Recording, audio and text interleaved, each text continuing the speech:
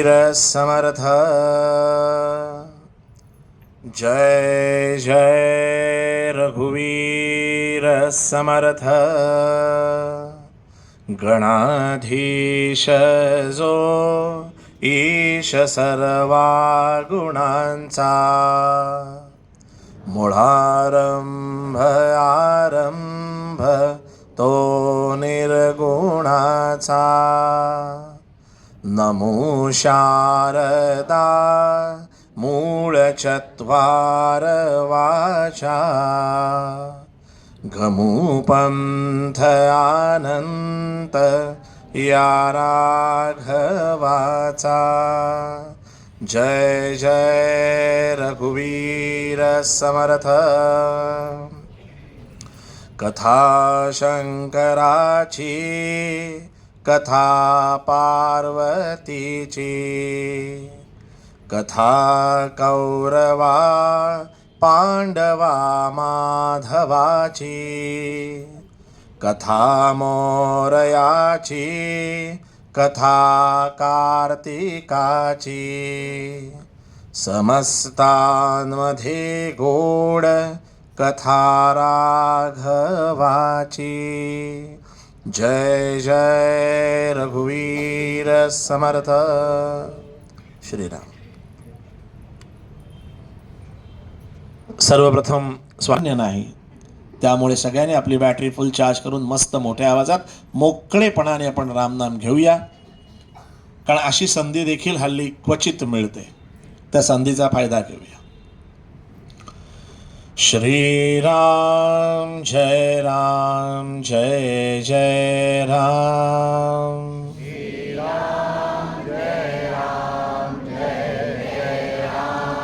श्रीराम जय राम जय जय राम।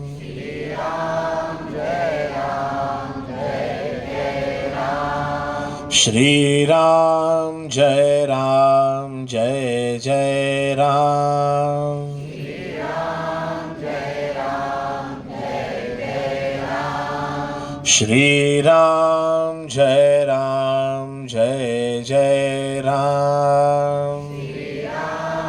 श्रीराम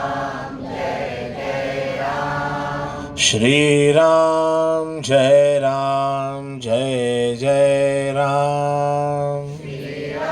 श्रीराम जय राम जय जय राम। श्रीराम जय राम जय जय राम।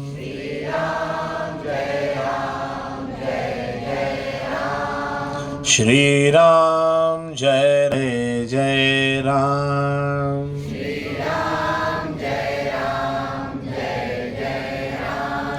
श्रीराम जय राम जय जय राम। राम जय जय राम।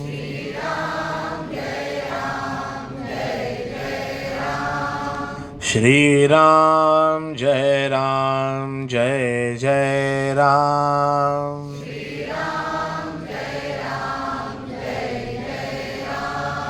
श्रीराम जय राम जय जय राम।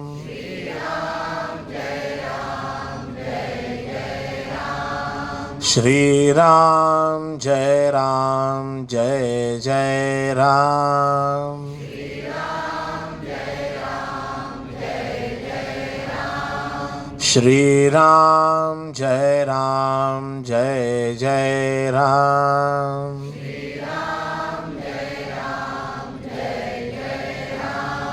श्रीराम जय राम जय जय राम।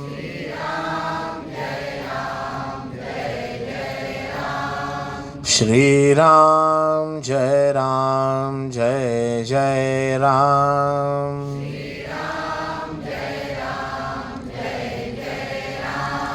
श्रीराम जय राम जय जय राम।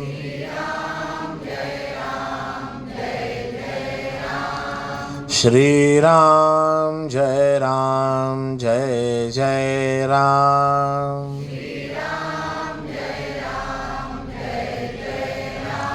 जय जय रघुवीर समर्थ।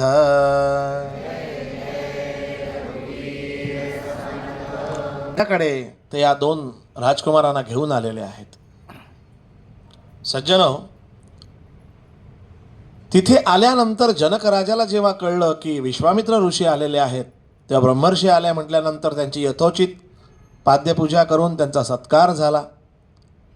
आणि मग जनक राजाची आणि त्यांची भेट. त्या भेटीमध्ये इतरत्र चर्चा झाल्यानंतर त्याने जनक राजाला विचारलं की राजा थोडासा विवंचनेत वाटतोयस, काय झालं? त्याने सांगितलं की ऋषीवर तुम्हाला तर सगळंच ठाऊक आहे, पण काय झालंय की माझी कन्या म्हणजे सीता, तिच्या विवाहाची थोडीशी विवंचना आहे. नीट आहे का मी काय सांगतोय? की माझी कन्या सीता, तिच्या विवाहाची थोडी विवंचना आहे. त्यामुळे का विवंचना का? म्हणजे काय झालं की मी ज्या वेळेला एका जमिनीमध्ये नांगर फिरवत होतो एका रेषेत, तेव्हा अचानक माझ्या नांगराचा फाळ अडकला. आणि तिथे का अडकला म्हणून बघायला गेलो तर तिथे एक मंजुषा सापडली. मंजुषा म्हणजे पेटी. आणि त्या पेटीमध्ये एक छान चिमुकली मुलगी, ती म्हणजे ही आमची सीता. सज्जनो, मला सांगायची गोष्ट अशी आहे की सीतेबद्दल वाल्मिकी रामायणात पहिल्यांदा उल्लेख ह्या प्रसंगाला धरून होतो. सीतेसाठी म्हणून वेगळं असं नाही, तर जनक राजा हे सांगतो असा प्रसंग त्याच्यामध्ये आहे. जनकाची मुलगी म्हणून ती जानकी, विदेही जनकाची मुलगी म्हणून ती वैदेही, मिथिला नरेशाची मुलगी म्हणून ती मैथिली. आणि तो जो नांगर होता त्याचं जे टोक आहे ते सोन्याचं आहे, त्याला सीत म्हणतात, म्हणून ती सीता. आणि अजून एक महत्त्वाची गोष्ट की जनक राजा ही एक पोस्ट होती. जो म्हणून मिथिलेचा राजा व्हायचा त्याला जनक म्हणायचे. या सीतेच्या वडिलांचं नाव होतं शिरध्वज. ही शिरध्वजाची कन्या म्हणजे ही सीता. मग म्हणले विवंचना काय? म्हणजे विवंचना अशी आहे की आमच्याकडे एक मोठं धनुष्य आहे, तुम्ही जाणता? म्हणे हो मला माहिती आहे, मला ते पाहायचं आहे. गोष्ट कशी आहे लक्षात घ्या की सीतेचं स्वयंवर म्हणून फार सुंदर प्रसंग अनेक रामायणामध्ये फार छान लिहिलेला आहे. त्याबद्दल काहीच आक्षेपार्ह काही नाही. स्वयंवर झाले सीतेचे गाणं तर अगदी सर्वश्रुते अनेकांना मुखोद्गत असेल, त्यातही काही गैर नाही. एक भक्ती प्रत्येकाचा भाव वेगळा, प्रत्येकाचा बघण्याचा दृष्टिकोन वेगळा आहे. पण वाल्मिकी रामायणामध्ये त्यांनी असं सांगितलेलं आहे की या सीतेच्या विवाहाची मला काळजी आहे, ती अशासाठी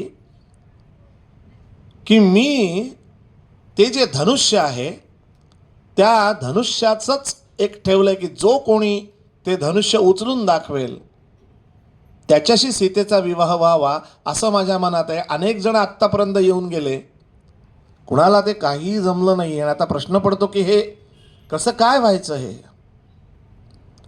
आता इथे प्रश्न येतो की त्यांनी हे अशी धनुष्याची अट का ठेवली? जसं काल आपण शतकोटीचं बीज याचं ऐकताना एक उपकथानक ऐकलं होतं, तसं याला सुद्धा अनेक अभ्यासकांनी वेगवेगळ्या पद्धतीने अभ्यास केलेला आहे. त्याच्यात एक उपकथानक आहे की लहानपणी जेव्हा सीता जनक राजाच्या आजूबाजूला खेळायची, म्हणजे आमच्या घराण्यामध्ये या पूजा, रोज या धनुष्याची पूजा करण्याची पद्धत आहे, आजही चालू आहे. आणि ती पूजा करत असताना सीता बाजूला खेळत होती. मी फक्त काही फुलं आणण्याच्या निमित्तानं म्हणून थोडासा बाहेर गेलो आणि येताना बघतो काय तर मी निर्माल्य काढून टाकायला गेलो होतो, पण त्या धनुष्याच्या खाली एखादी पाकळी म्हणा काहीतरी निर्माल्यातला भाग शिल्लक होता. आणि या मुलीनं डाव्या हाताने पटकन उचललं, खालचं काढून परत ठेवून दिलं. विचार करा, त्याने पटकन धसकीच भरली, बापरे ही कोण जन्माला आली आपल्याकडे नक्की? भल्यांना जे उचलता येत नाही तिने डाव्या हाताने उचललं आणि खाल्लं काढून टाकलंय. हे कथानक आहे, ही कथा आहे. आता लक्षात घ्या की आता असाच वर मिळाला पाहिजे जो हे धनुष्य सहज उचलू शकला पाहिजे. कुठेही सीता स्वयंवर नावाचा शब्द वाल्मिकी रामायणात नाही. रुक्मिणी स्वयंवर आहे पण सीतेचं स्वयंवर नाही. बरं, हे दोन तरुण जे माझ्याबरोबर आलेत त्यांना ते जरा धनुष्य बघता येईल का? म्हणे का नाही बघता येणार. त्याने आज्ञा दिली जनक राजानं आणि मग ते धनुष्य आणण्यासाठीची अरेंजमेंट जी केली. वाल्मिकी रामायणात असं लिहिलेलं आहे 8 लोखंडी चाक असलेली मोठी लांबच्या लांब जड पेटी जी उचलून आणण्यासाठी काही शेकड्यांनी मल्ल लागतात.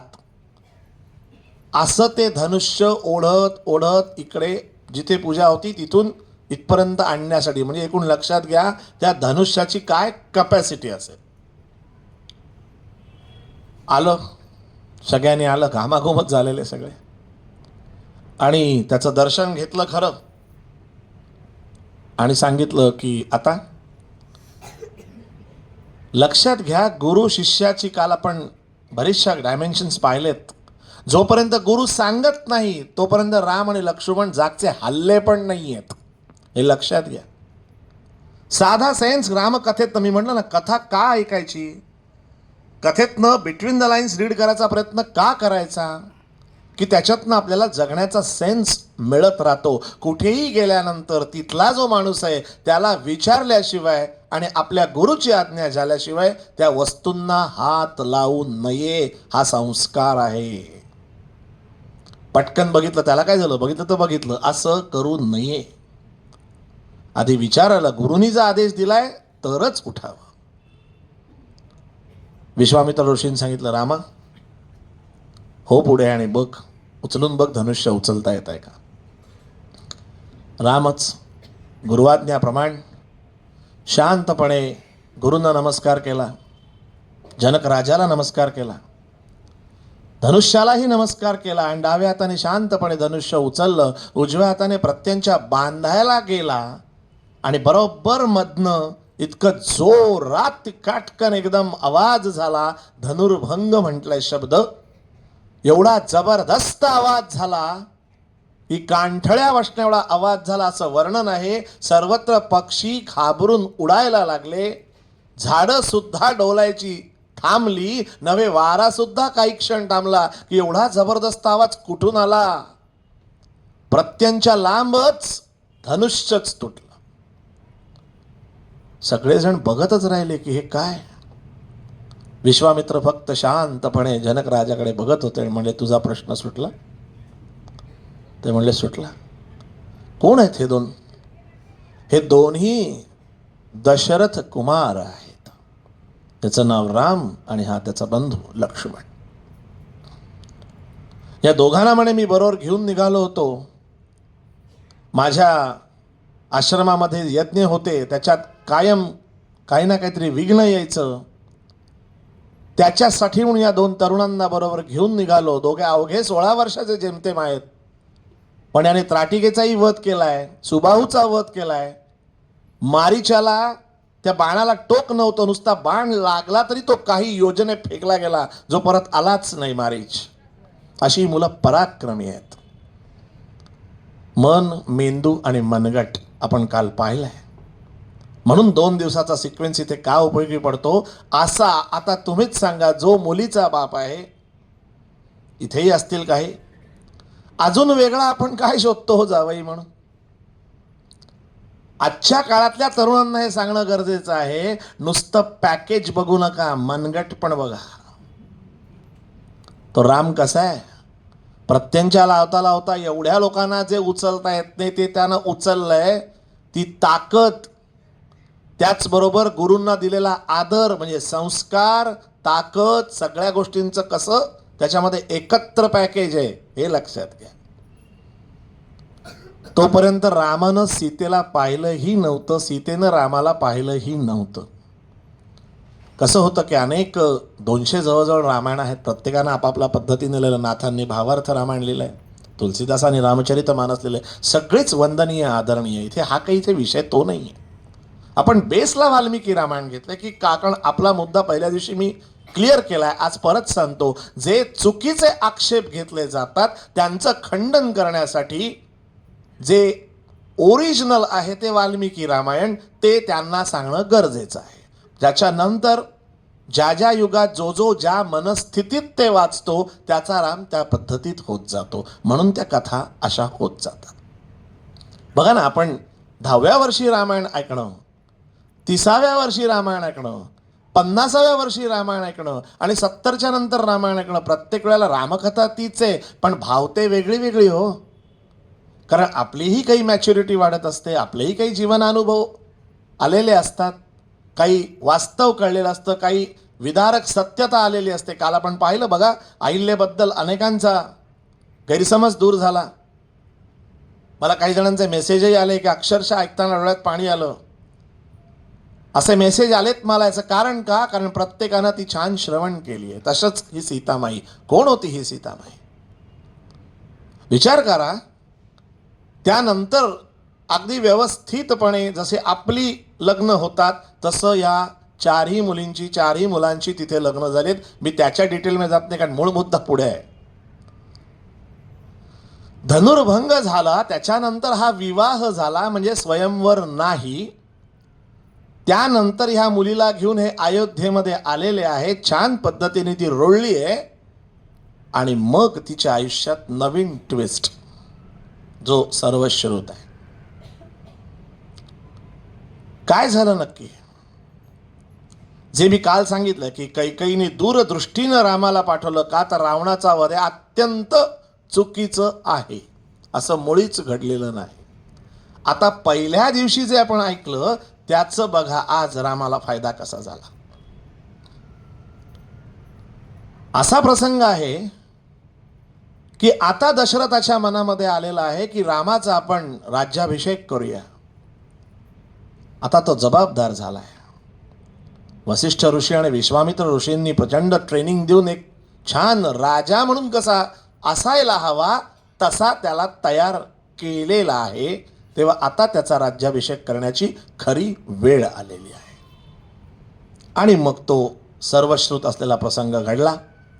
कैकेयीने मंथरेच्या सांगण्यावरून ते काढलं. जे काल आपण पहिल्या दिवशी बघितलं, जाताना विचार केला की आपण त्या जागी असतो तर आपण काय केलं असतं. त्याचं उत्तर आपल्याला माहिती आहे, आपण दशरथाशी भांडलो असतो. रामानं तसं नाही केलेलं. रामराय त्या महालामध्ये आलेले आहेत आणि ते दशरथ राजाकडे बघून म्हणतात की जर तुम्हाला मनात जरा जरी अशी शंका असेल की मी तुला वनवासात जा म्हटल्यानंतर तू जाणार नाहीस, तर माझा धिक्कार असो. माझ्या वडिलांना माझ्याबद्दल हा कॉन्फिडन्स असलाच पाहिजे की माझा राम माझा ऐकेलच. अर्थात तो होताच. आणि म्हणूनच दशरथाला फार वाईट वाटत होतं. काहीही कारण नसताना आपण केलेली एक चूक आज आपल्या मुलाला भोगावी लागते ह्याचा त्याला जास्त खेद होत होता. सज्जनो, एक छान त्याच्यामध्ये वाल्मिकी ऋषी तपशिलात एक गोष्ट बारीकशी अलगट टाकतात. ज्या वेळेला हे वनवासाला जायचं डिक्लेअर होतं, राम म्हणतो ठीक आहे, जशी तुमची आज्ञा, मला काही प्रॉब्लेम नाही. पितृवचनांकित आहे तो. आणि तो सीतेच्या इथे आला तेव्हा सीता आपल्या भाषेत सांगायचं तर बाई पॅकिंगला लागल्या होत्या बरं का. राम म्हणलं तू कशाला बाई पॅकिंग करतेस? वनवासात मला जायला सांगितलंय, तुला नाही. ती हसतीये. कौसल्य माता म्हणते बाई ग, तुला जायला सांगितलेलं नाहीये, रामाला जायला सांगितलंय. मुळात रामाला जाण्याचंही कारण नाही, पण तरी ठीक आहे त्याला पाठवतो, तू कशाने तयारी करतेस?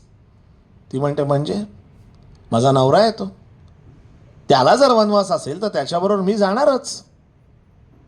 सज्जनो, गोष्ट लक्षात घ्या. त्याच्यावर रामराय म्हणजे राम तिला सांगतो, अगं सीते तू का वेडी आहेस का? तो वनवास आहे, काही कारण नसताना तू कशाला येतेस? ते जंगलात राहावं लागणार आहे, साधं सुद्धा नाही. 14 वर्ष तिथे श्वापद असतील, अंधार असेल, काही मायावी राक्षस असतात, काही प्राणी, काय काय गोष्टी असू शकतात. लहानपणापासून महालात वाढलेली इतकी सुंदर अशी छान ती मुलगी, ती हसतीये त्याच्यावरती. राम हैराण झाले की बाबा तू हसतेस काय? मी मस्करी करत नाही बाई, खरंच वनवास आहे हा, सोपा नाही आहे, तू हसतेस का? त्याच्यावरती सीता म्हणते मी हसते अशासाठी, अनेकांना जमलं नाही ते धनुष्य तोडणारा जो माझा राम आहे तोच हे बोलतोय का? म्हणजे नाही, म्हणजे मी पुरुषासारख्या दिसणाऱ्या स्त्रीशी तर विवाह केलेला नाही ना. बघा हे रामायणात तिचे वाक्य आहेत.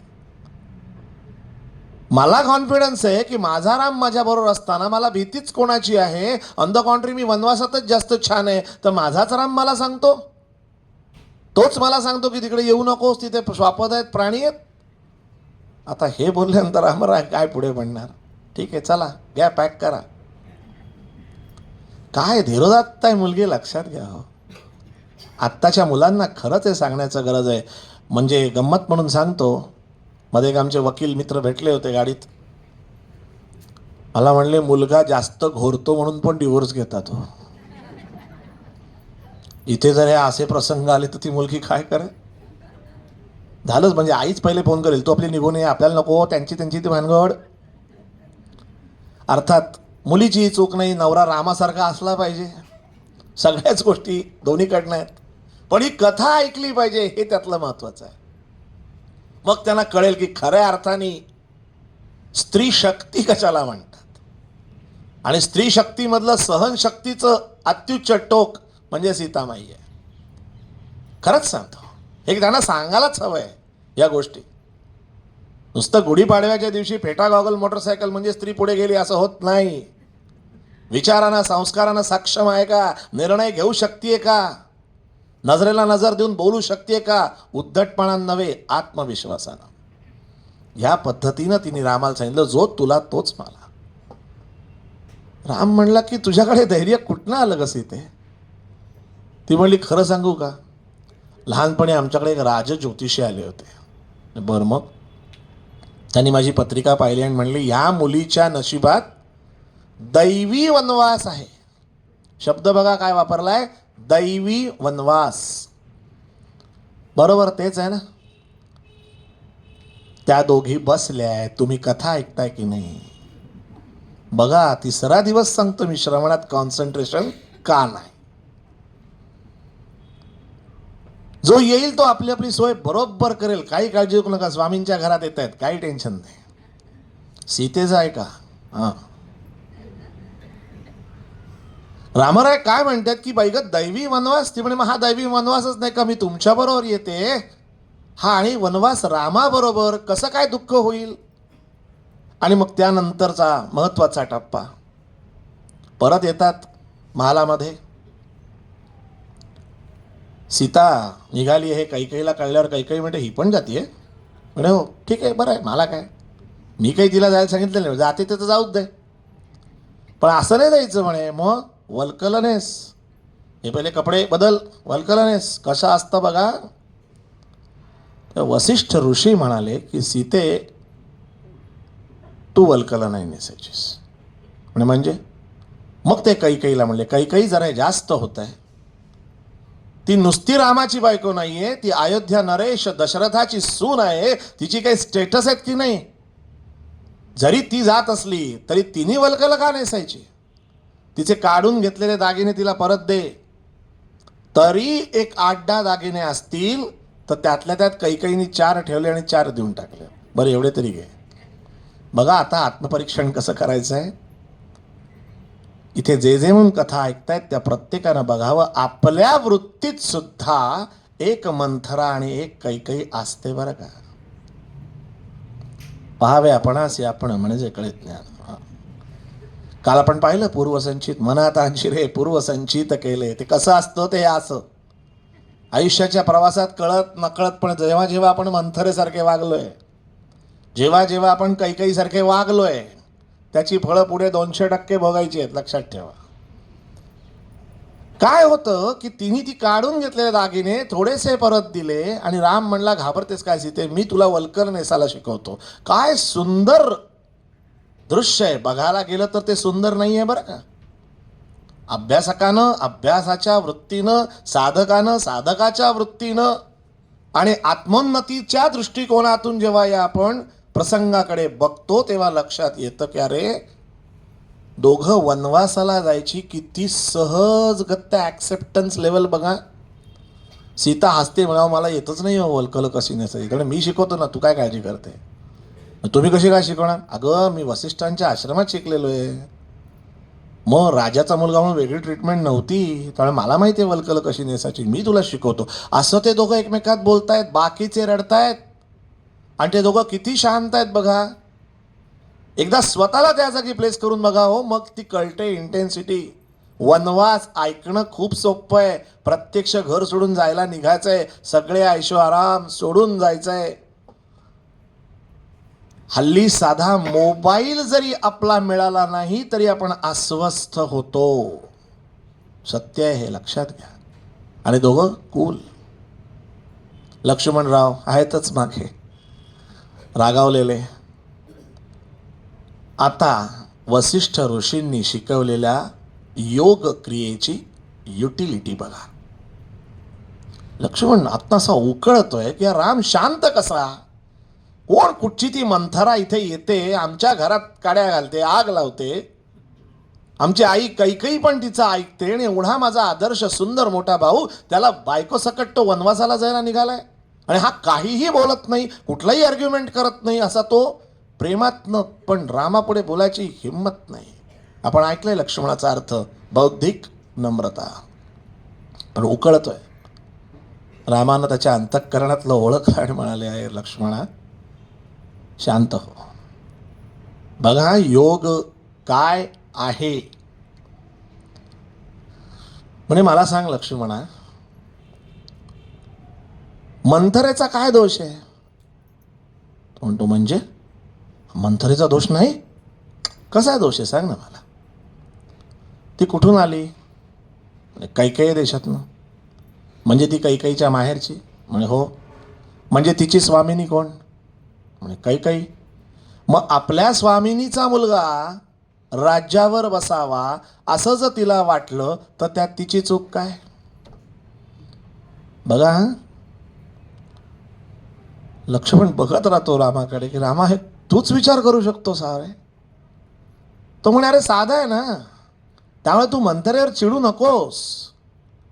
तिच्यावर काय चिडायचंय, ती तिच्या घरची एक नोकर आहे, तिला हे वाटणं स्वाभाविक आहे की माझी स्वामिनी कैकेयी आहे, माझ्या स्वामिनीचा मुलाचा राज्याभिषेक व्हावा, एवढं वाटणं ही तिची स्वामिनिष्ठा नाही का.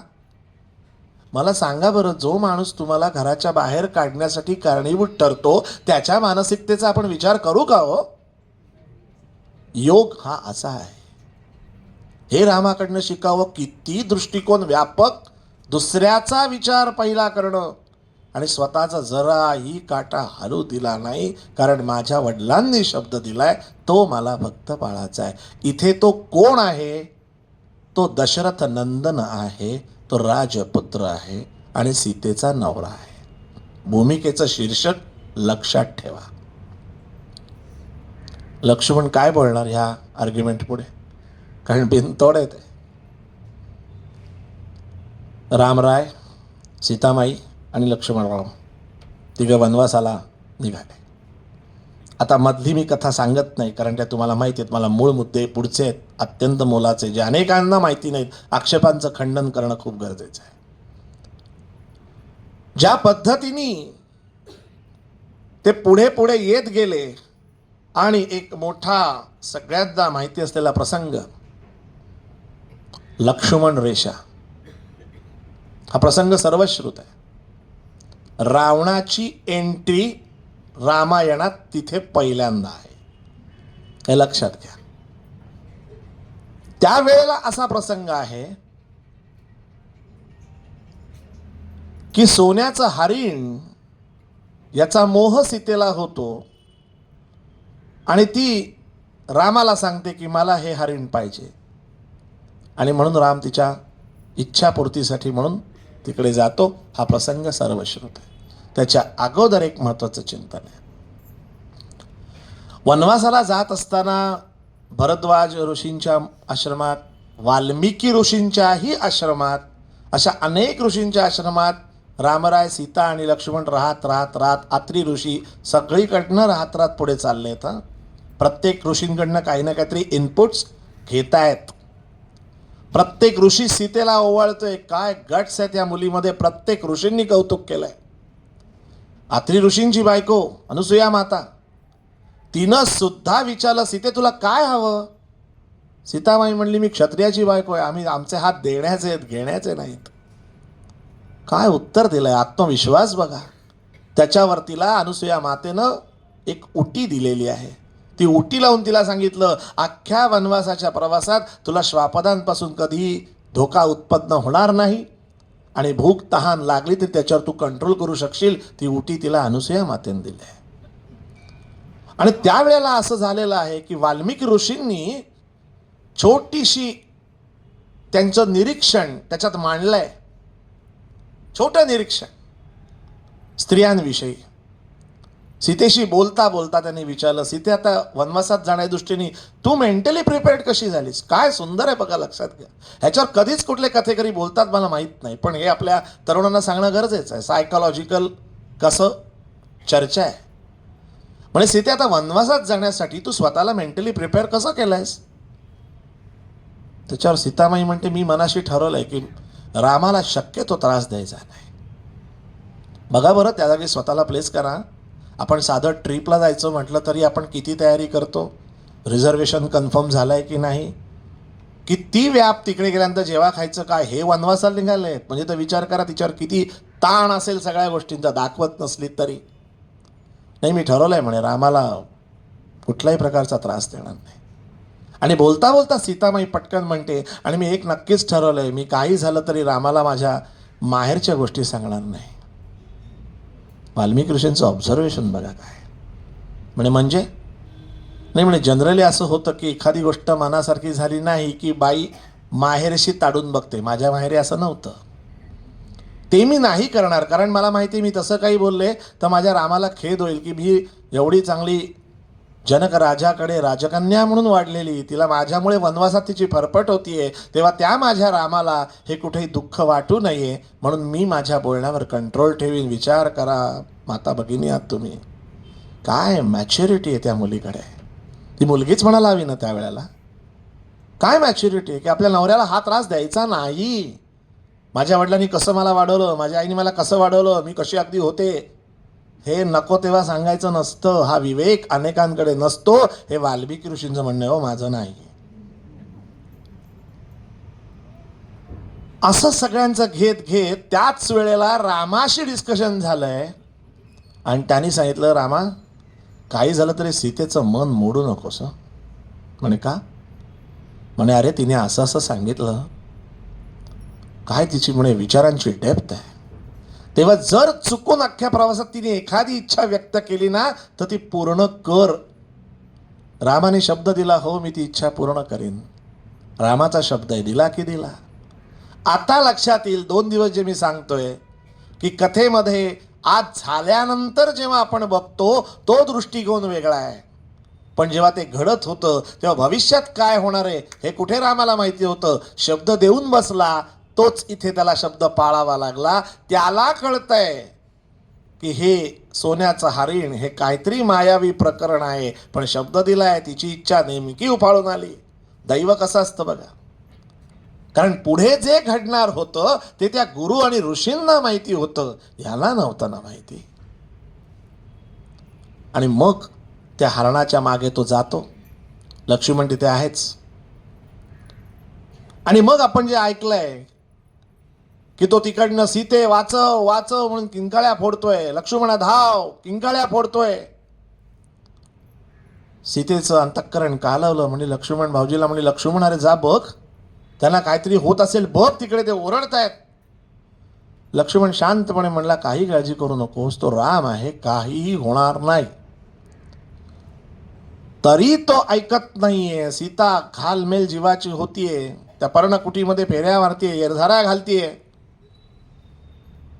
आणि चिडून ती लक्ष्मणाला म्हणली, तुला काहीच कसं वाटत नाही? तुझ्या भावाचा एवढा आवाज येतोय, एवढ्या तो किंकाळ्या फोडतोय, तू एका जागी स्वस्त बसतोच कसा? परत लक्ष्मण म्हणला, अगं वहिनी ऐक, तो राम आहे, त्याला काही होणार नाही.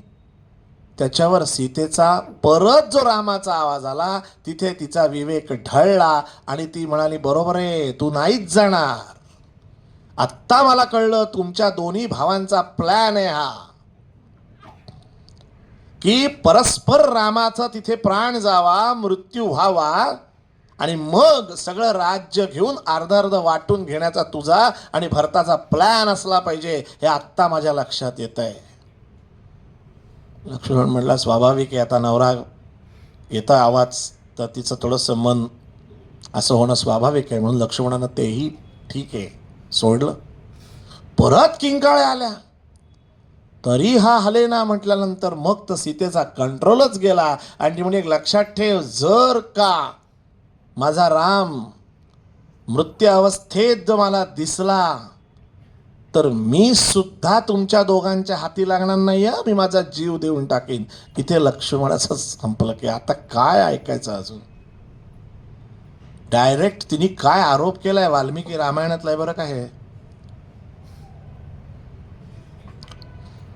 निघाला, बाहेर आला, बाणानं रेषा हे केली, सांगितलं सीतेला की याच्या बाहेर यायचं नाहीस, आत थांब, तुला काही होणार नाही. ती लक्ष्मण रेषा जगप्रसिद्ध. सज्जन हो, वाल्मिकी रामायणात लक्ष्मण रेषा पुसटशी सुद्धा नाहीये.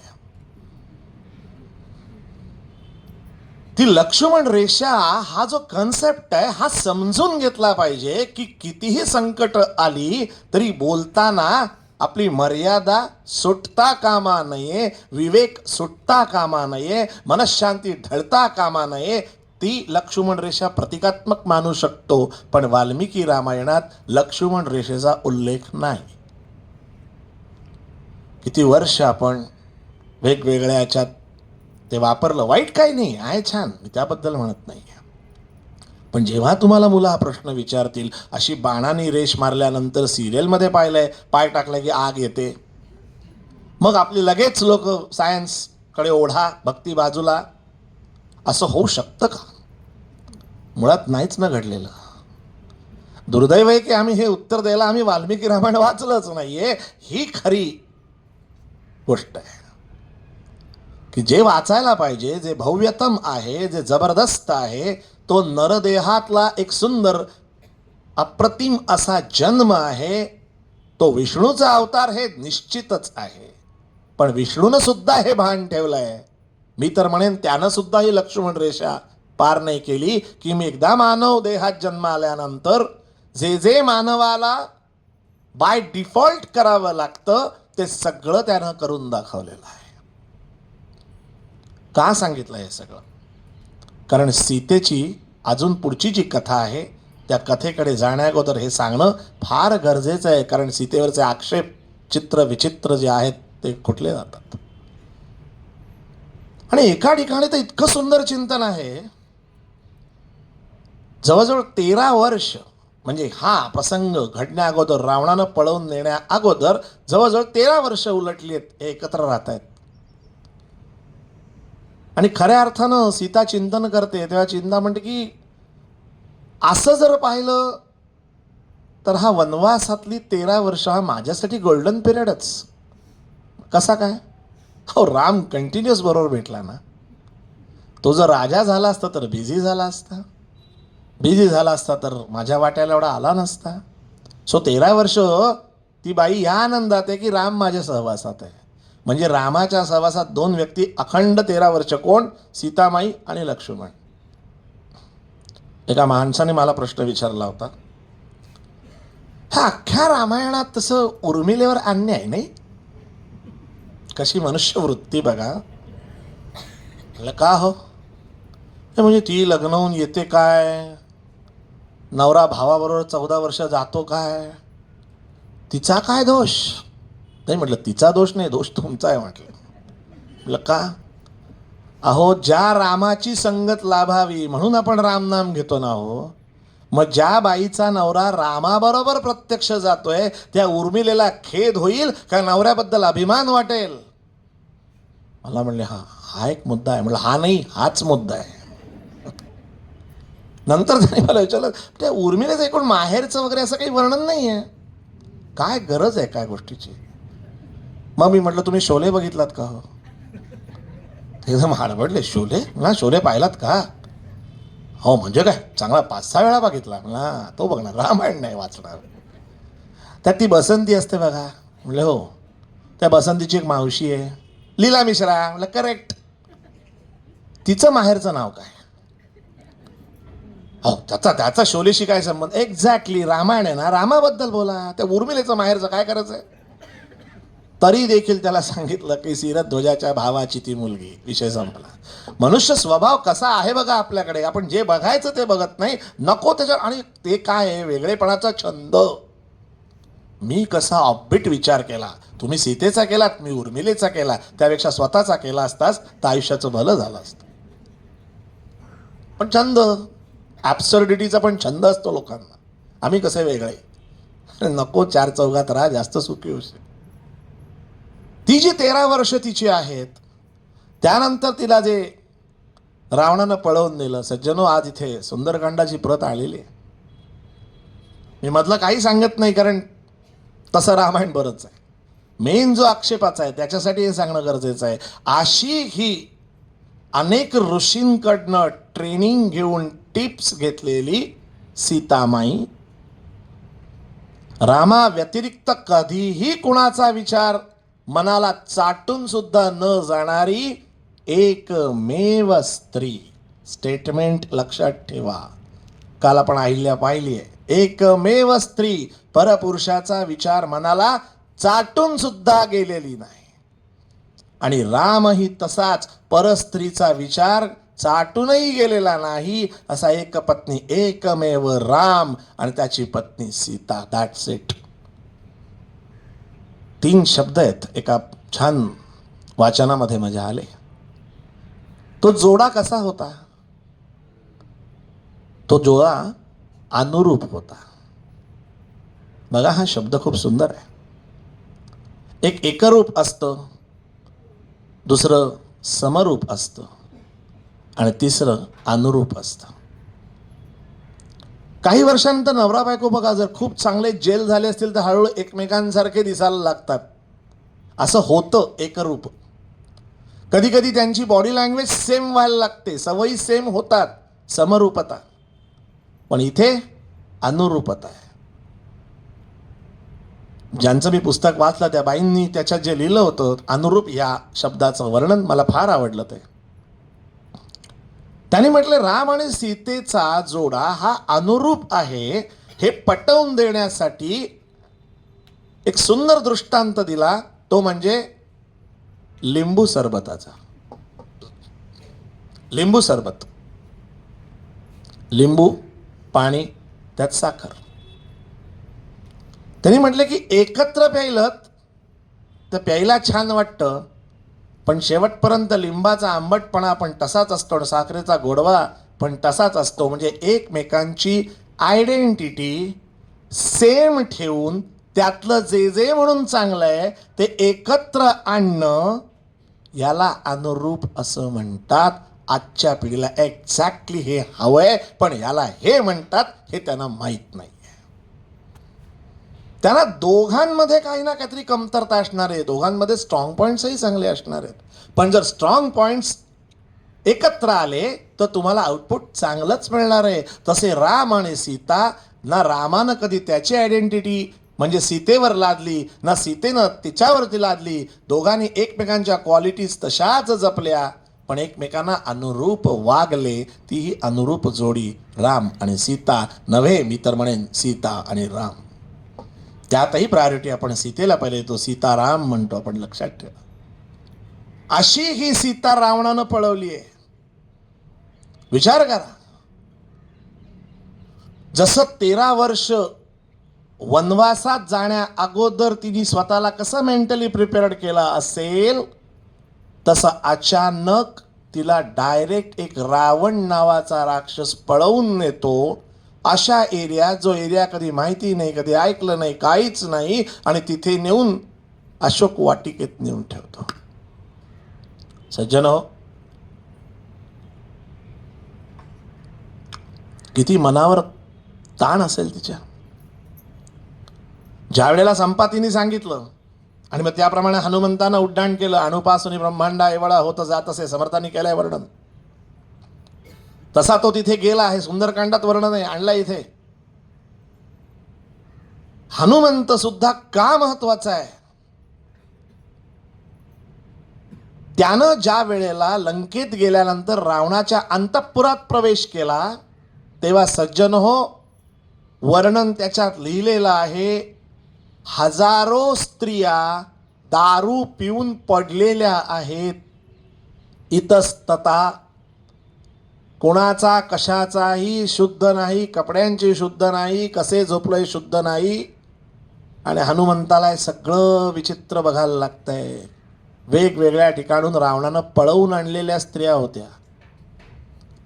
जे महाभाग आली दुसरा, जसं कैकेयीचा व्हिडिओ सांगितला तुम्हाला, तसे दुसरे जे महाभाग सांगतात ना, रावण कसा ग्रेट, रामाकडनं मृत्यू हवा म्हणून सीतेला पळवणं, हे खोटं उदात्तीकरण आहे बरं का.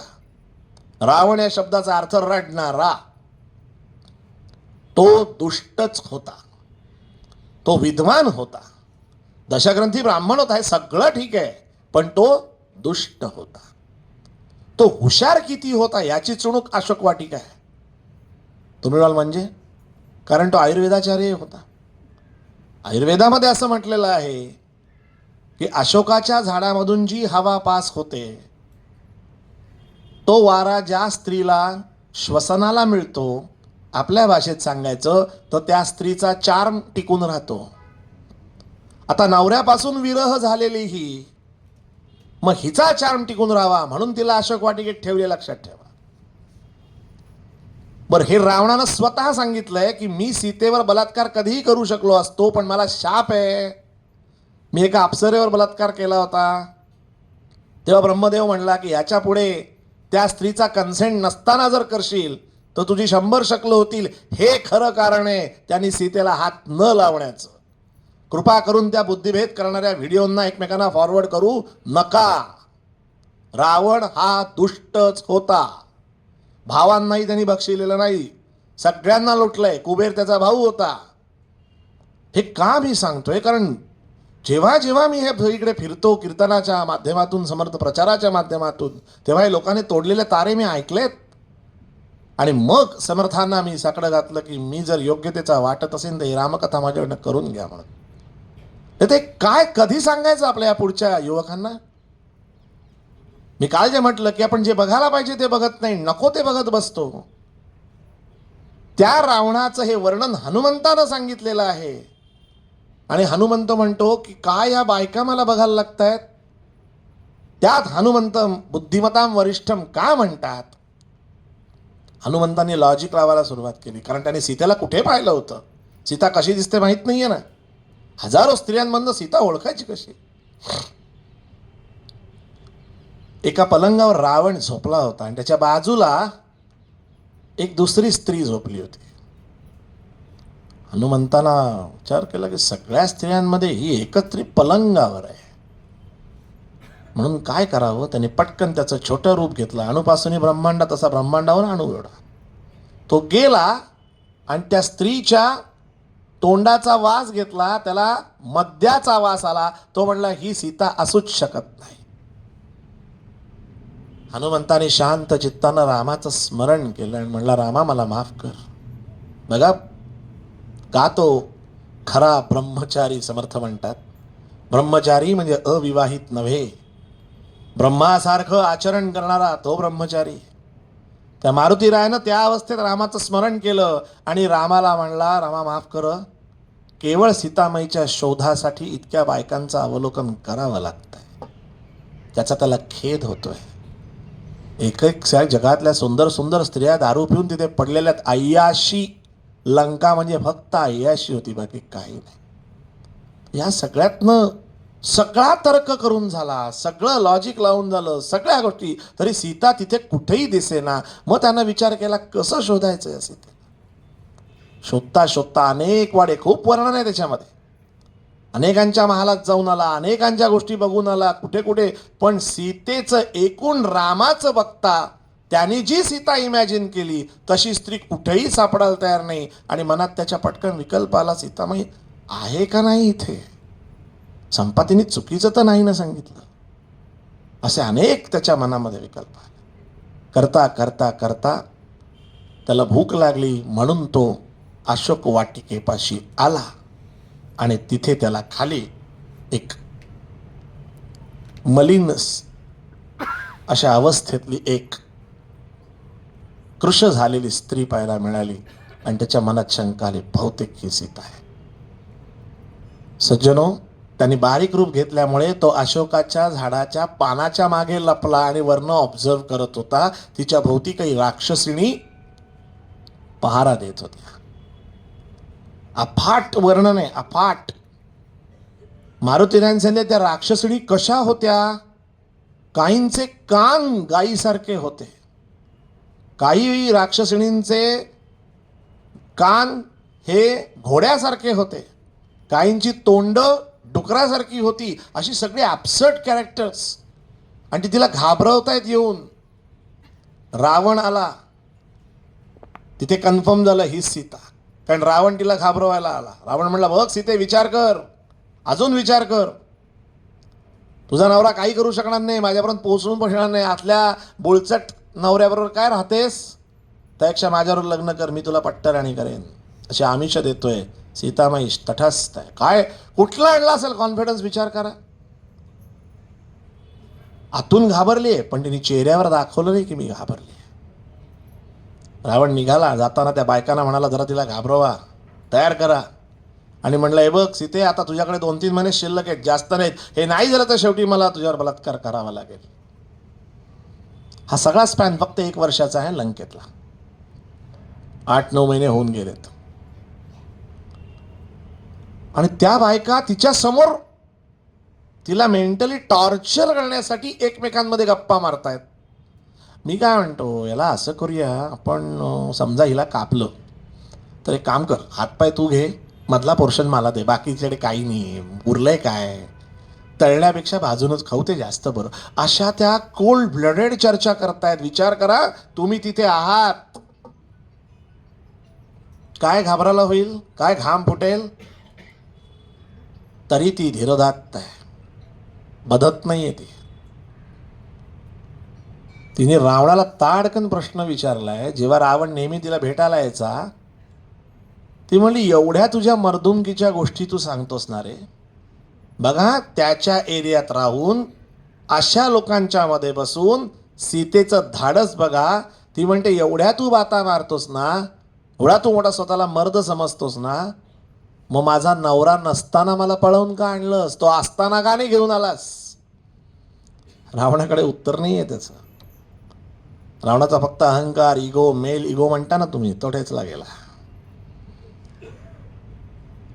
ही सीतेकडं कुठला आले गट्स, कारण एक कण सुद्धा परपुरुषाचा विचार कधी चाटून न गेलेल्याच स्त्रीकडे हे तेज उत्पन्न होतं. अशी ती सीतामाई. हनुमंताचा एक वेगळंच सुंदरकांड म्हणून तर ती सगळी वेगवेगळी प्रकरणं येतो का, की त्याचं थोडक्यात सांगण्याची गोष्टच नाही आहे. काय डायलॉग, त्याच्यानंतर हनुमंताच्या पोटात गोळा आहे. आता हिला कसं प्रूव्ह करायचं मी रामाचा माणूस आहे, कारण मुळात दुसऱ्याच्या देशात राहतीये, इतकं सगळं टेन्शन सहन केलेलं आहे, सगळे राक्षस आजूबाजूनी बघतीये, सगळे धमकावतायत, त्या बाईला कन्व्हिन्स करायचं सोपी गोष्ट आहे का हो. म्हणून तो बुद्धिमत्ता वरिष्ठ आहे. आणि त्याने शांतपणे तिच्यासमोर उभा राहिला आणि म्हणला, मी हनुमंत, मी रामाकडनं आलो आहे. म्हणली, कशावर, तू रामाचा माणूस आहेस कशावर. म्हणजे का, कारण हे राक्षस आहेत, कोणाचंही रूप घेऊ शकतात, हे मायावी आहेत. बघा, त्यात सुद्धा तिचा ब्रेन चालू आहे.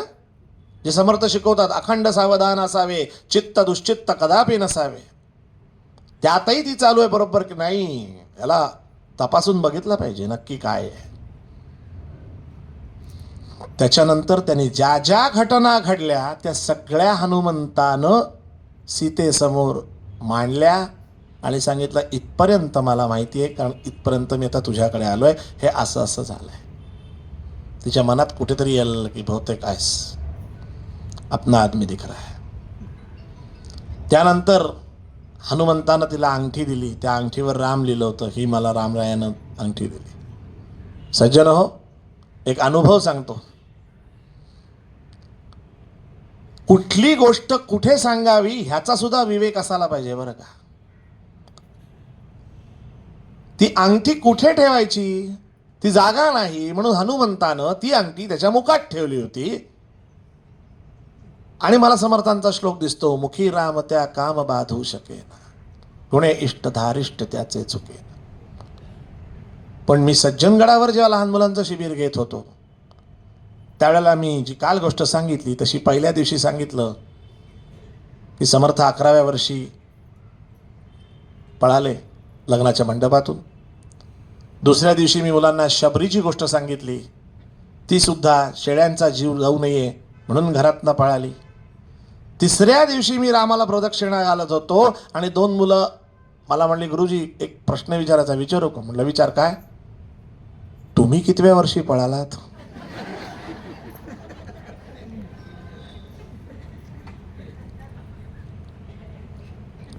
लारे मी काही पळालो वगैरे नाहीये आणि तुम्ही काही कोणी पळावेळाचं नाहीये. म्हटलं आता ह्यातल्या एका मुलाने समजा ऐकलं की हां हे पळाले होते, आपण पण पळू, काय करायचं? ते पालक येतील ना, काय करते सांगता, आमची मुलं पळाली. तसा हा मुखी राम, त्यांना उठव, झोपलेत त्या. हा मुखी राम म्हटल्यानंतर काय झालं मग? ही अंगठी, हा उद्देश सांगावा का त्यांना? नाही. उद्या एखाद्या माणसाने पटकन करून बघितलं तर काय करणार? कुठला दृष्टांत कुठे द्यायचा याचा सुद्धा विवेक असावा लागतो. हे मी शिकलो, पण हे तुम्हाला सांगायला हरकत नाही, कारण तुम्ही सगळे ज्येष्ठ आहात. ती अंगठी दिली, त्याच्यानंतर तिला एक कन्फर्म होत गेलं की हे. त्याच्यानंतर सीतेनं एक बाणेदारपणे प्रश्न विचारलाय. काय विचारला? ती म्हणली, खरंच खरं उत्तर दे, जी अवस्था माझी आहे ती रामाची आहे का? म्हणजे रामराय खरंच मला इथून सोडवण्यासाठी काही तयारी करतायत का, असा प्रश्न तिनं विचारलाय. त्याच्यावर हनुमंतांनी सांगितलं, सीतेमाई अगं असं मनात सुद्धा आणू नकोस ग. म्हणे का? म्हणे ती सतत रामराय तुझ्या नावाचा सतत जप करत असतात. माझी सीता तिथे काय करत असेल? त्यांचं जेवणात लक्ष नसतं, रात्री झोपेत सुद्धा ते झोपत नाहीत. त्यांना सांगावं लागतं की जरा थोडा वेळ तरी विश्रांती घ्या. इतकं सतत तुझ्या नावाचं चिंतन चालू असतं आणि त्यासाठी ते सगळी तयारी करतात. सुग्रीव आणि त्याची सगळी सेना, त्यांची आता हीच तयारी चालू आहे की इथे अयोध्येला इकडे यायचं, या लंकेत यायचं, आक्रमण करायचं आणि तुझी सोडवणूक करायची, याचंच प्लॅनिंग चालू आहे. आणि ह्यानंतर मात्र सीतेची ही खात्री पटली की हा रामानंच आणलेला आहे. कारण त्यांना एक तिला कॉन्फिडन्स होता की रामराय अशाच व्यक्तीला पाठवतील, ते कुठल्या तरी भलत्या सलत्या माणसाला माझ्याकडे पाठवणारच नाही, तो हनुमंतच असू शकतो. आणि मग समर्थांनी केलेलं संपूर्ण वर्णन हे अगदी बरोबर हनुमंताला शोभणार आहे. सज्जनो, हे सगळं सांगण्यामागचा उद्देश असा की यानंतर ते एक युद्ध झालं हे आपण सगळे जाणतो. त्याच्यानंतर जल्लोष आणि महत्त्वाचा प्रसंग, पहिल्या दिवशी ऐकलेला योग, त्याचा संबंध कसा आहे बघा. सगळेजण जल्लोष करतायत सीतामाईला बघण्यासाठी. प्रत्येक वानर ज्यानं ज्यानं कष्ट केलेत त्या प्रत्येकाला एकच उत्कंठा आहे, आम्हाला सीतामाईला पाहायचंय, आम्हाला सीतामाईला पाहायचंय. आज जसे सेलिब्रिटी येतात बघा आणि मग बाउन्सर्स त्यांना अडवतात, तसे काही सैनिक भाल्याने त्यांना अडवत होते. तेव्हा रामानं सांगितलं त्यांना अडवू नका, अरे त्यांच्यामुळेच तर मी इथपर्यंत येऊ शकलोय. त्यांनी अथक परिश्रम केलेत, तेव्हाच तर सीतामाईची सोडवणूक होते, त्यांना तिथं दर्शन घेऊ द्या. आणि इतकं छान वर्णन केलंय. समोरून सीतामाई चालत येते, तिच्या डोळ्यात फक्त अश्रू आहेत आणि रामराय दिसतायत. आणि रामराय सुद्धा तिच्याकडे बघतायत, पण रामरायांच्या चेहऱ्यावर माशी सुद्धा कळत नाही असा चेहरा आहे. ती रडतीये, ती साश्रुनयनांनी बघतीये, पण रामराय मात्र स्थितप्रज्ञ, अजिबात चेहऱ्यावर. जशी सीतामाई समोर आली, रामानं सांगितलं, सीते, सगळ्यांनी तुझं दर्शन घेतलंय, आता फक्त एकच गोष्ट कर. म्हणे का? माझ्यावर जो कलंक होता, माझ्या रघुकुलावर जो कलंक होता की तुला पळवून नेलाय, तो मी आज तुला सोडून धुवून काढलाय. पण आता तुझी जबाबदारी, तुझ्यावरचा कलंक तू धुवून काढायचास. नाहीतर तू आजपासनं मोकळी आहेस. तू कुठेही जाऊ शकतेस, कोणाबरोबरही राहू शकतेस.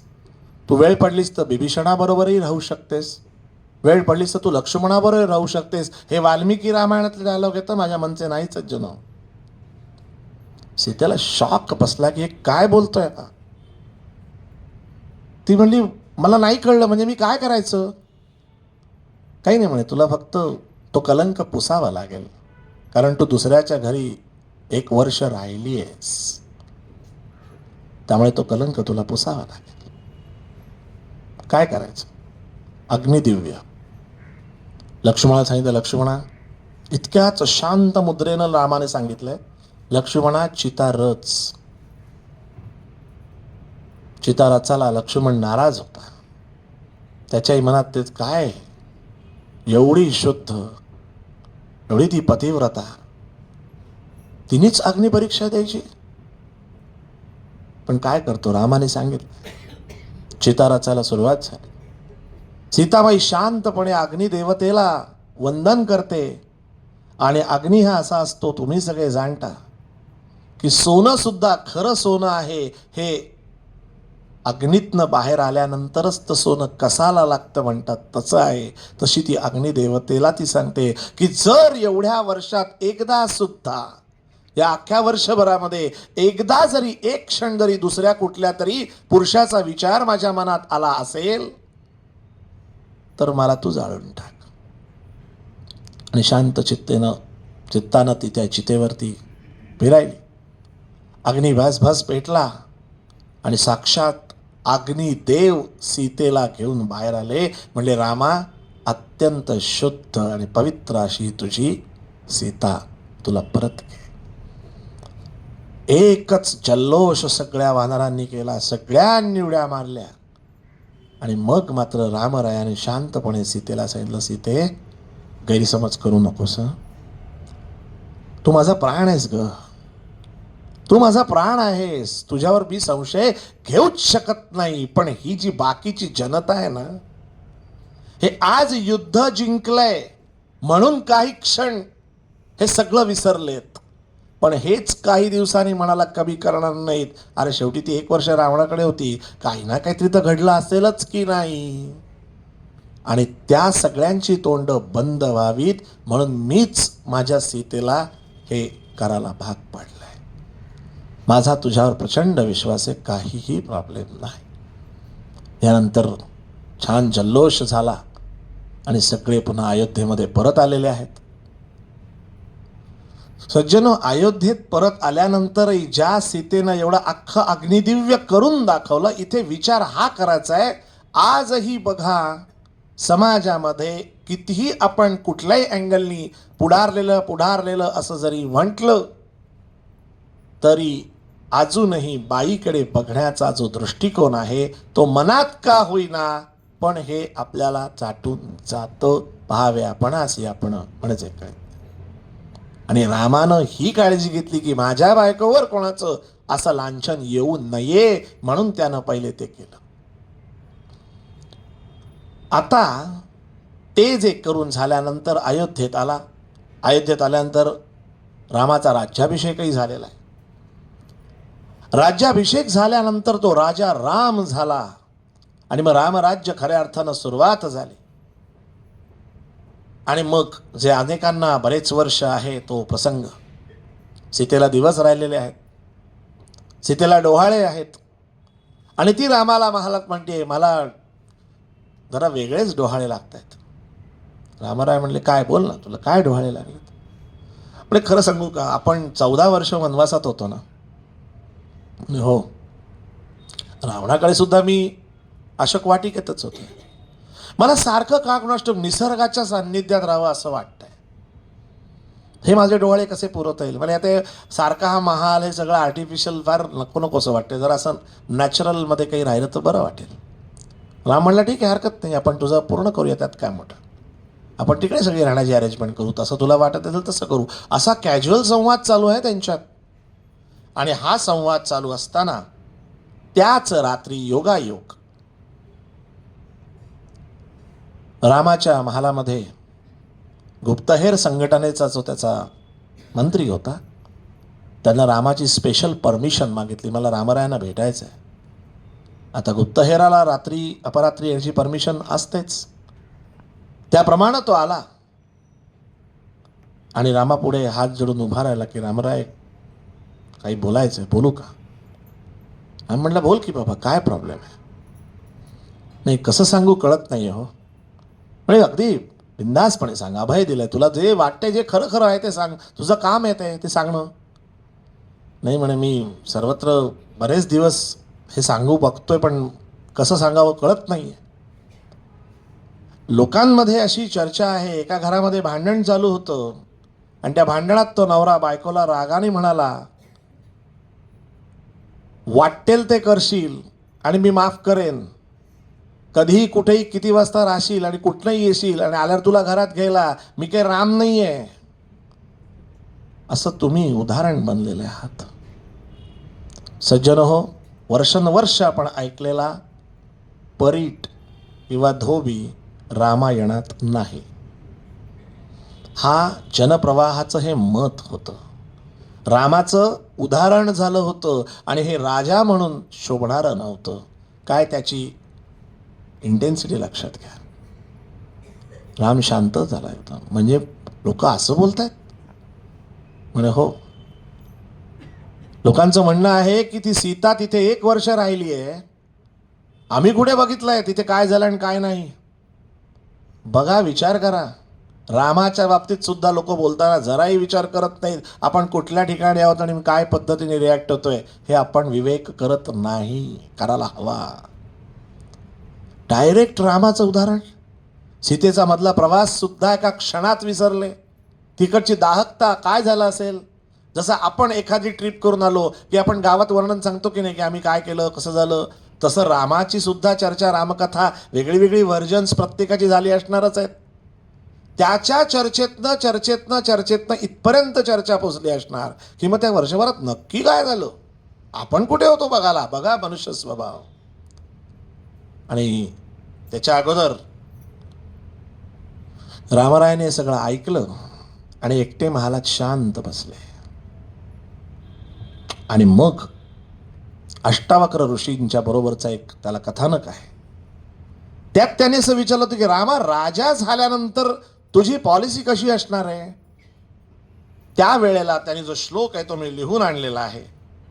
त्याने असं सांगितलंय, रामानं उत्तर दिलंय, स्नेहम दयांच सौख्यंच यदिवा जानकीम अपि आराधनाय लोकानाम मुच्यतो नास्ति मे व्यथा.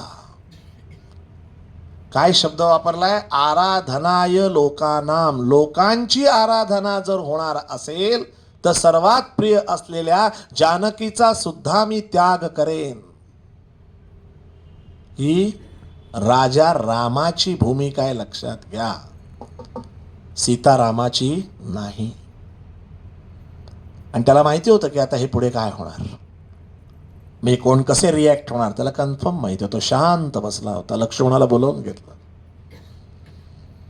भरताला बोलवून घेतलं, शत्रुघ्नाला बोलवून घेतलं आणि सांगितलं, पहिलेच सांगतोय, कोणीही मला काही प्रश्न विचारायचा नाहीये, कोणी प्रश्न विचारायचा नाही, कोणी काही रिॲक्शन द्यायची नाही, मी फक्त जे सांगतोय तेवढंच तुम्ही करायचं.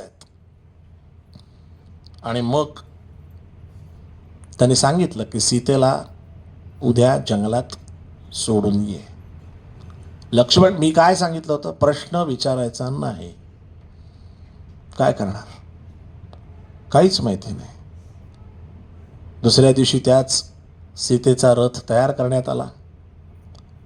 तिला सांगितलं तुला काही सामान थोडंसं पॅक करून घे, काय काय द्यायचं आहे. तिला काहीच माहिती नव्हतं. ती म्हटली मग मी असं करते, जंगलात जाणारच आहे ना, तर काही चांगल्या चांगल्या भेटीवस्तू घेते. ज्या ऋषींच्या आश्रमात जाईन तिथल्या ऋषींच्याकडे शिकणाऱ्या मुलांना काही गिफ्ट देईन, तिथल्या असणाऱ्या त्या महिलांना थोडंसं काहीतरी देईन. म्हणून ती सगळं बांधून घेते रथामध्ये. तिला माहिती नाही आहे की आपल्याला सोडून येणार आहेत. आणि ती तशीच त्या रथामध्ये बसतीये. लक्ष्मण काहीच बोलत नाहीये. ती सांगते मी परवाच रामाला म्हटलं की मला हे जंगलातले डोहाळे, राम बघितलास कसं आहे, मी ती इच्छा व्यक्त केली की ते लगेच त्यांनी पूर्ण केली. बघ, ती कंप्लीट अनभिज्ञ आहे की हे काय चाललंय काहीही माहिती नाही. लक्ष्मणाचं काय हृदय कालवलं असेल. आणि कशासाठी हो? केवळ लोकांची आराधना करण्यासाठी. हे लक्षात घ्या, राजा किती वरचा आहे, काय वरचा दर्जा आहे, वरचा क्लास आहे. आत्ताचे राज्यकर्ते बघा, लक्षात येईल. लोकांच्या फक्त आराधनेसाठी स्वतःच्या पत्नीचा त्याग करणारा तो राजा रामाचा निर्णय होता. आणि मी सांगितलं वाल्मिकी ऋषींच्या आश्रमाच्या थोडं आधीच्या अंतरावर तिला सोडून परत ये, काही बोलू नकोस. आणि मग जेव्हा सीतेला हे कळलं की आपल्याला सोडण्यात आलाय, तेव्हा पुन्हा एकदा बिचारी रडवेली झाली. काय माझं हे आयुष्य आहे, एवढं अग्निदिव्य करूनही पुन्हा रामानं हेच करावं. आणि दुसऱ्या क्षणी तीच म्हणाली, एक मिनिट, तिथे जाऊन रामाला काही बोलू नकोस, कारण मला खात्री आहे आता रामाची अवस्था खूप विचित्र असणार आहे. त्याला अजिबात गिल्ट होईल असं काहीही बोलू नको. सांग तुझी सीता खुश आहे, काही प्रॉब्लेम नाही आहे. कारण ज्या अर्थी त्यानं मला सोडण्याचा हा निर्णय घेतलाय त्या अर्थी त्याची काहीतरी मजबुरी असलीच पाहिजे, नाही तर तो असं करणारच नाही. इतकी सीता विवेकी होती. इतक्या जीव तोडून जेव्हा तिला ही गोष्ट कळतीये तेव्हा ती रामाची पुन्हा बाजू समजून घेते. अनुरूपता समजून घ्या म्हणून मी सांगतोय. आणि त्याच्यावर वाल्मिकी ऋषींनी लिहिलेलं आहे, इयम दशरथे सीता सुव्रता धर्मचारिणी अपवादात परित्यक्ता. काय शब्द आहेत? अपवादात परित्यक्ता मम आश्रम समीपतः.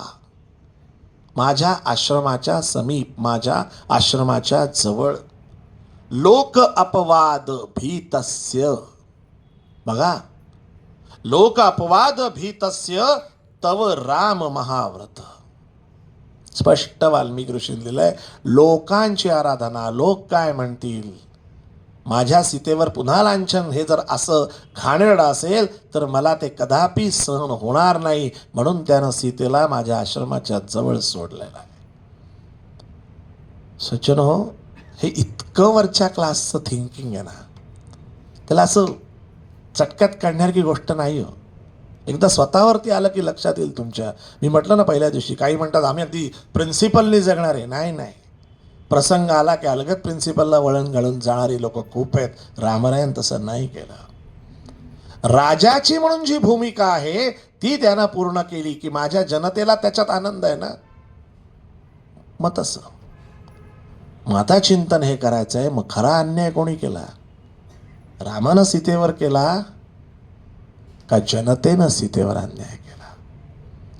खरा विचार जनतेनं करायला हवा. तर जनता रामालाच प्रश्न विचारते, तू कसं काय सोडलंस?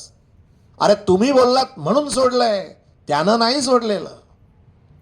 आणि ह्याचा परिणाम वाल्मिकी ऋषींनी घेतलाय. बरोबर, वाल्मिकी ऋषींनी सीतेला सांगितलं, सीते, ज्या लोकांनी तुझा अपमान करून तुला बाहेर काढलं ना, त्या ठिकाणी तुझी स्टेटस जी गेली आहेत ती मी तुला परत मिळवून देईन, असा मी ग्रंथ लिहीन.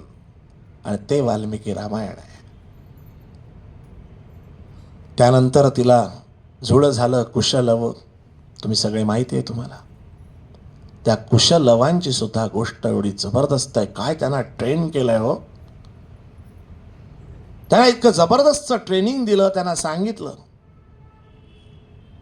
प्रश्न पडला होता वाल्मिकी ऋषींना की हे रामायण गायचं कसं, म्हणजे कुणाकडनं गाऊन घ्यायचं.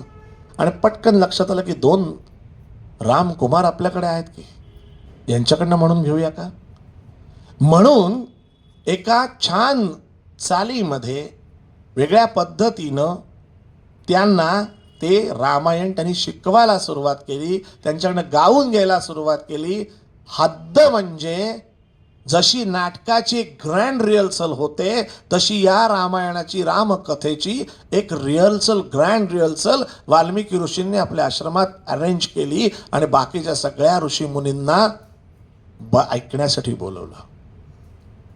का तर इथून बाहेर पडताना पूर्ण तयारीनिशी बाहेर पडले पाहिजेत. सज्जनो, पहिल्या दिवशी सांगितलं ते परत सांगतो, योगी, तपस्वी आणि भोगी या 3 कॅटेगरीचं पण पहिल्या दिवशी पाहिल्या होत्या. ते 2 रामकुमार ज्या पद्धतीनं ती कथा करायला लागले तेव्हा भोगी तर रडायला लागलेच, तपस्वी सुद्धा रडायला लागले आणि सगळ्यात अल्टिमेट म्हणजे ज्यांच्यावर कशाचाच परिणाम होत नाही असे योगी सुद्धा त्यांचे डोळे अश्रूंनी भरले. तेव्हा वाल्मिकी ऋषी म्हणले, यस, आता यांना बाहेर काढायला हरकत नाही. विचार करा, रामकथा काय तगडी आहे. त्या दोघांना सांगितलं, तुम्ही आता इथून अयोध्येत जायचंय. अयोध्येमध्ये जाऊन तुम्ही रामकथा करायची आहेत, पण काही अटी आणि नियम लागू आहेत. कुठले?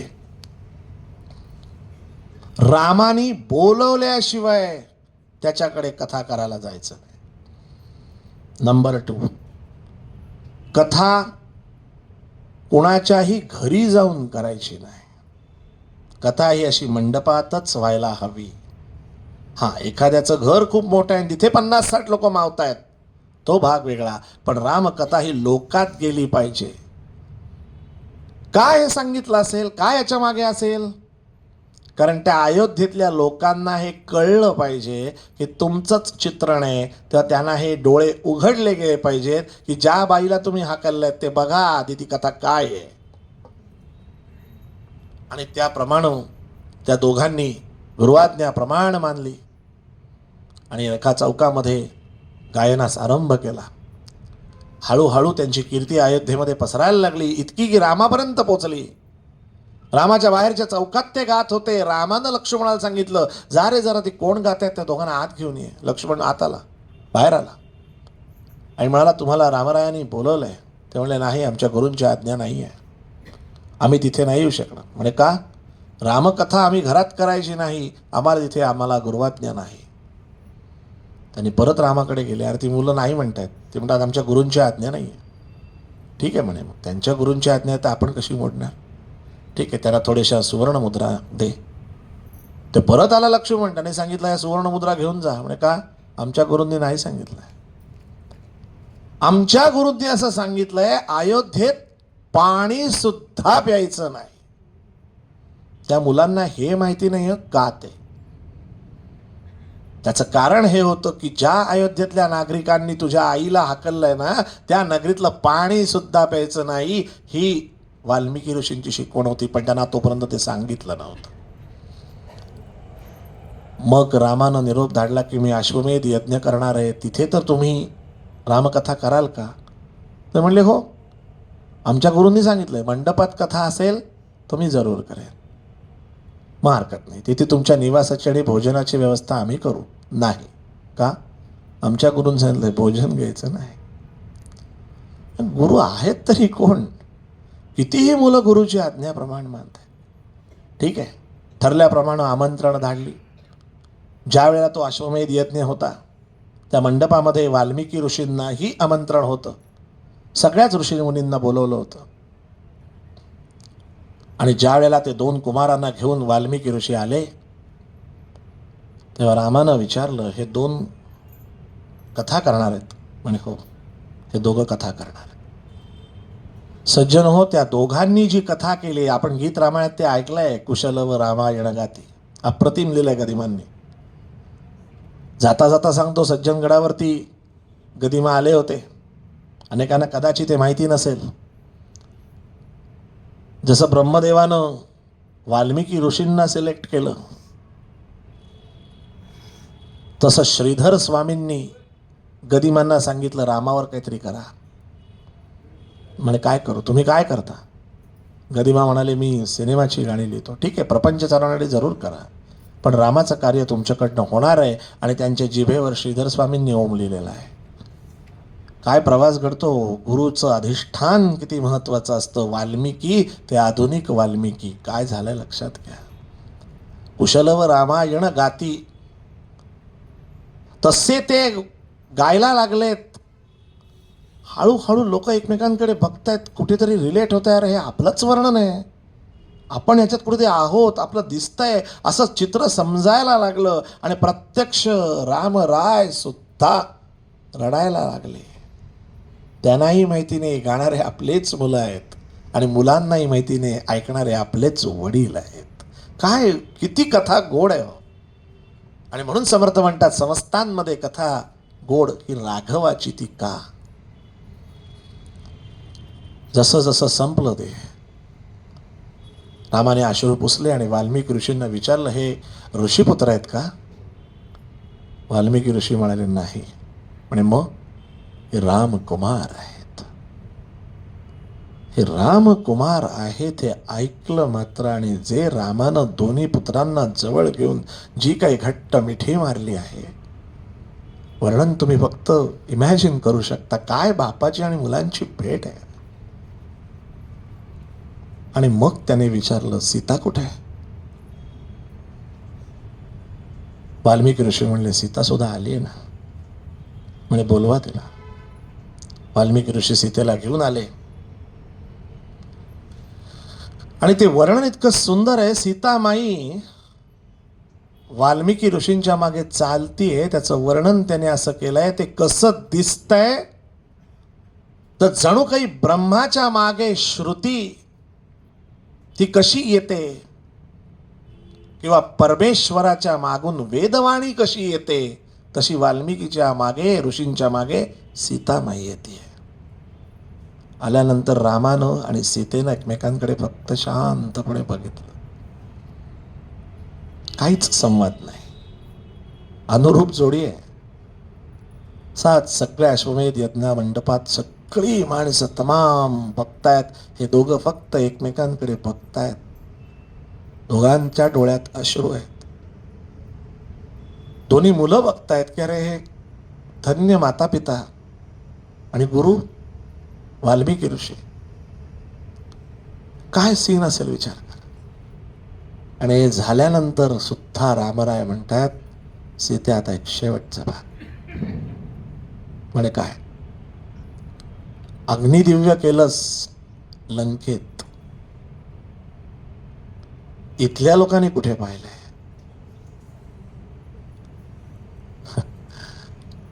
आणि तेव्हा सीतेच्या मागे भगवती शब्द काय येतो त्याचं वर्णन करतं. सीतामाईने विचारलं, आता तुम्हीच सांगा काय करू. सहन शक्तीचा किती टोक आहे, ती भगवती आहे. ती म्हणली काय करू तुम्हीच सांगा. म्हणजे तूच ठरव. बरोबर कसं आवर्तन पूर्ण होतं, ज्या जमिनीतून ती भूमिकन्या म्हणून जन्माला आली, परत तिने तेच आवाहन केलं. एवढ्या वर्षात म्हणजे वाल्मिकी ऋषींच्या आश्रमात सुद्धा राहिल्यानंतर माझ्या मनात एक क्षण जरी परपुरुषाचा विचार आला असेल तर मग मी दोषी असेल. आणि तो विचार आला नसेल तर हे भूमाते, मला तू तुझ्या पोटात घे. आणि त्यानंतर खरंच जमीन तुभंगली. वर्णने आतून एक सिंहासन बाहेर आलं, छान सगळीकडनं सजवलेलं.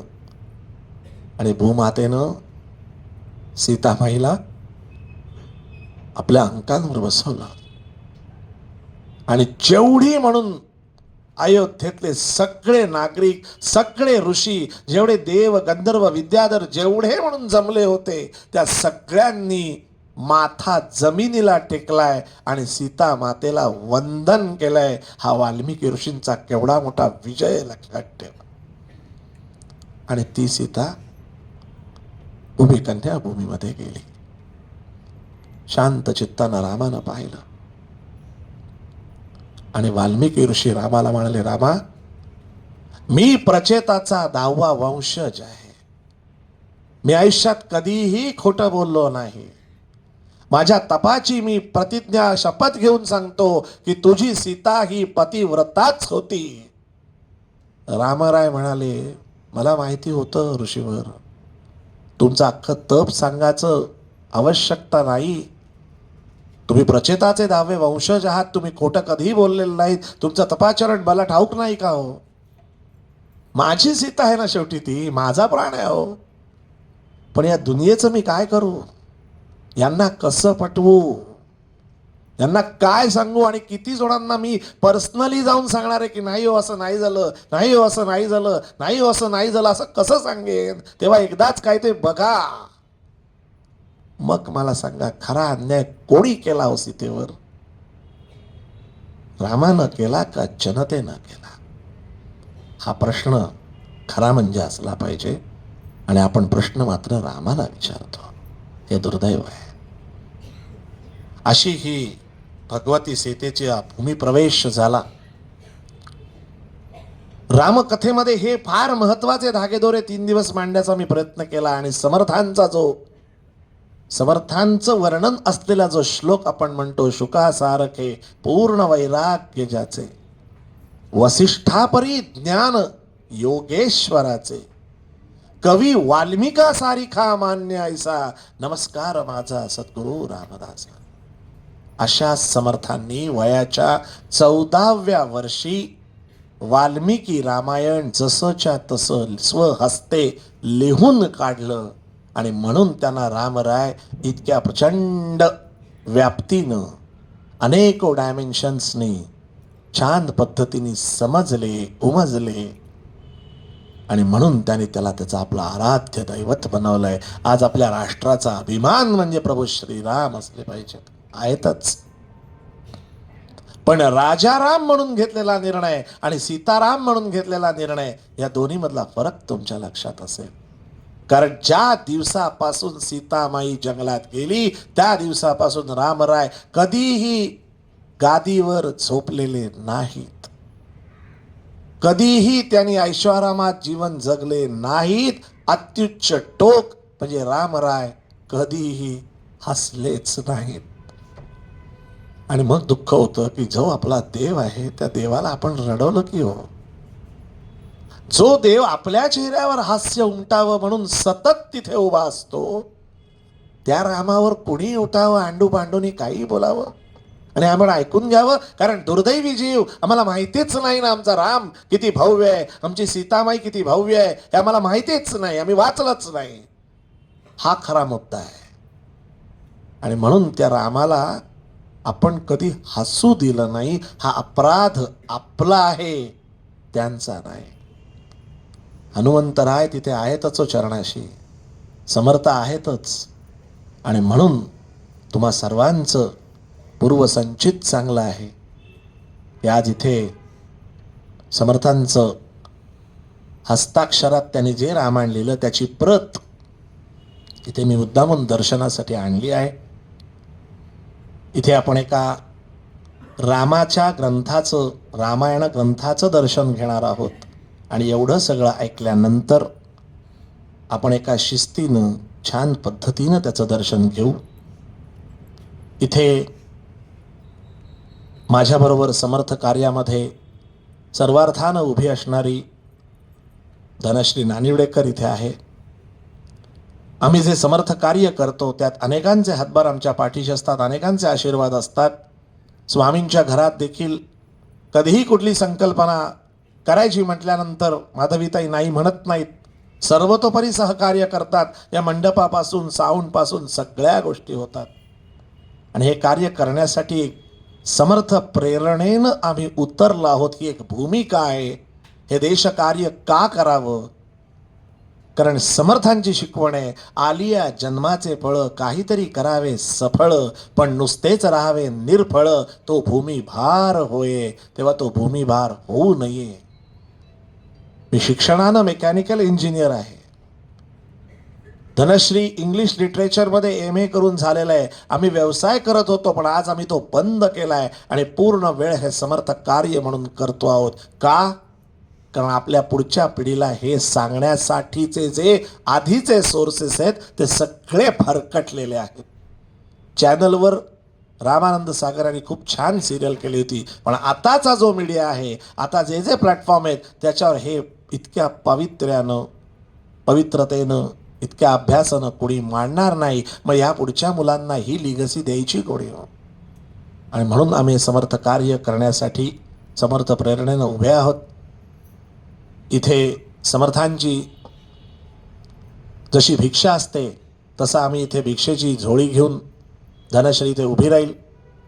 आणि माझी सुरेखाताईंना विनंती आहे की त्यांनी थोडं इथे यावं. धनश्रीच्या बरोबर एक झोळी त्यांनीही घ्यावी अशी माझी इच्छा आहे. ही भिक्षेची यंत्रणा अशासाठी आहे की आज आम्ही हे पूर्ण वेळ कार्य करतोय, त्यासाठी आम्हाला सुद्धा काही आर्थिक मदतीची गरज असते. त्याशिवाय हे कार्य आम्ही पुढे करू शकणार नाही. आणि म्हणून तुम्हाला जे यथोचित वाटेल, जे योग्य वाटेल, मनापासून अर्पण करावं असं वाटेल ते या दोघींच्या झोळीमध्ये इथे तुम्ही अर्पण करावं. माधवीताई सांगतील त्याप्रमाणे दर्शन घ्या. पहिली रामकथा आहे. आत्तापर्यंत 3-4 वेळा मी करून पाहिली. चंद्रशेखर टिळकांच्या घरी सुद्धा 16 सोमवाराच्या निमित्तानं झाली. पण समर्थ म्हणाले आता फक्त इथेच नाही थांबायचं, रामकथा ब्रह्मांडा पल्याड न्यावी. आणि 15 डिसेंबर नंतर 16 डिसेंबरला हीच रामकथा दुबई येथे होणार आहे. काय माहिती काय वर्ण ते पॉवर स्टेशन काय करतं खरंच काही माहिती नाही हो. समोरून फोन आला आणि तिथे 17 तारखेला कॉर्पोरेट कीर्तन होणार आहे, 16 तारखेला तिथे रामकथा होणार आहे. ठीक आहे, तिकडच्या शासकीय नियमांप्रमाणे काही गोष्टी कराव्या लागतात, पण मॅक्सिमम तिथल्या लोकांपर्यंत आपलं रामाचं हे आपल्या सीतेचं हे सर्व पोहोचवण्याचा आम्ही प्रयत्न करत आहोत. तुम्ही सगळे पाठीशी उभे राहा.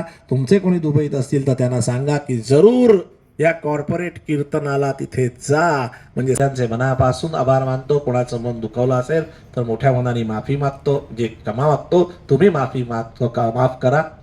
काय होतं हो, वक्ता म्हणून बोलत असताना खूप गोष्टींचं भान व्यवधान ठेवत बोलावं लागतं. कारण एकच, आपल्या सद्गुरूचं आपल्यामुळे कुठेही थोडंसुद्धा खाली येता कामा नये. हे ताण कॅरी करावा लागतो. आणि तुम्ही इतके छान 3 दिवस ऐकताय. 3 दिवसात संख्या वाढतच गेलेली आहे. धनश्री या लोकांचा फोटो काढलायच का सगळ्यांचा? हा फोटो अशासाठी लोकांना कळू दे, बघा हे ऐकायला येतात हे दाखवण्यासाठी म्हणून मी हा फोटो फक्त टाकणार आहे. पुन्हा एकदा तुम्हा सगळ्यांचे मनापासून आभार मानतो, समर्थांचं स्मरण करतो. आणि मग माधवीताई सांगतील त्या शिस्तीनं दर्शन आणि तुम्ही जोडीमध्ये जे आहे ते अर्पण करावं ही विनंती. हात जोडा आपण समर्थ